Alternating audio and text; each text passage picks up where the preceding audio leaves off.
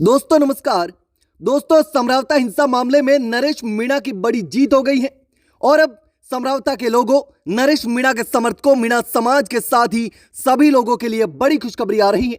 दोस्तों नरेश मीणा थप्पड़ कांड मामले में एक बड़ी जांच रिपोर्ट सामने आई है जिसमें एसडीएम अमित चौधरी और पुलिस प्रशासन को दोषी माना है और जांच रिपोर्ट में गुनहगारों पर 30 दिन में कार्रवाई करने की भी बात कही है। तो ऐसे में अब गुनहगारों पर गाज गिरने वाली है। इतना ही नहीं, इस रिपोर्ट में और भी कई चौंकाने वाले खुलासे हुए हैं। तो चलिए जानते हैं कि आखिर अब क्या कुछ होने वाला है और इस बड़ी जांच रिपोर्ट में क्या क्या खुलासे हुए हैं। दोस्तों टोंक के समरावता हिंसा मामले में एसटी आयोग ने प्रशासन और एसडीएम को दोषी माना है। एसडीएम पर कई आरोप भी लगा दिए हैं। इसके साथ ही कमेटी ने पुलिस के कार्यों पर भी गंभीर सवाल खड़े कर दिए हैं। रिपोर्ट को 2 अप्रैल 2025 को राज्य सरकार को एसटी आयोग ने सौंप दिया है और आयोग ने 30 दिन के भीतर प्रशासन और पुलिस अधिकारियों के खिलाफ कार्रवाई करने की भी सिफारिश की है। साथ ही सरकार से इस मामले पर जवाब भी मांगा गया है।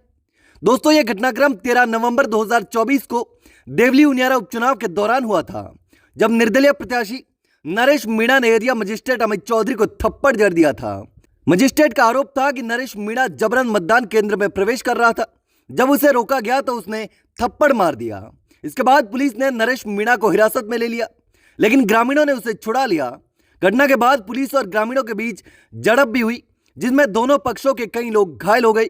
गांव में आगजनी हुई, तोड़फोड़ भी हुई और उसके बाद यह पूरा बवाल हुआ।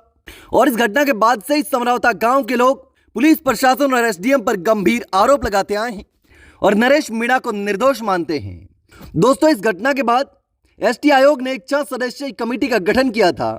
इस कमेटी की अध्यक्षता निरुपम चमका ने की थी और उन्होंने 3 महीने तक जांच की और अब कमेटी ने 23 पेज की जांच रिपोर्ट तैयार की, जिसमें इस पूरे घटनाक्रम के कारण, एसडीएम और एरिया मजिस्ट्रेट के कार्यों और पुलिस की कार्रवाई का विस्तार से उल्लेख किया गया है।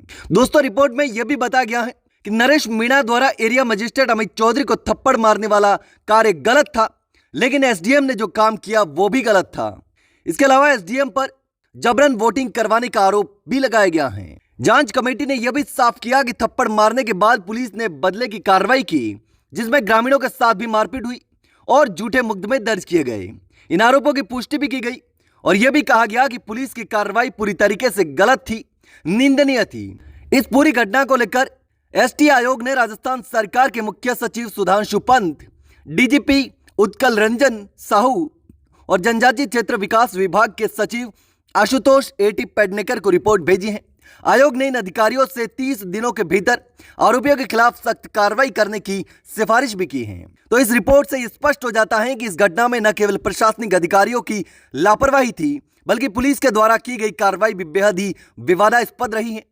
एसटी आयोग ने सरकार से इस मामले में तुरंत कार्रवाई करने की उम्मीद भी जताई है, ताकि भविष्य में ऐसी घटनाएं ना हो और न्याय की प्रक्रिया में किसी भी प्रकार की ढिलाई ना हो।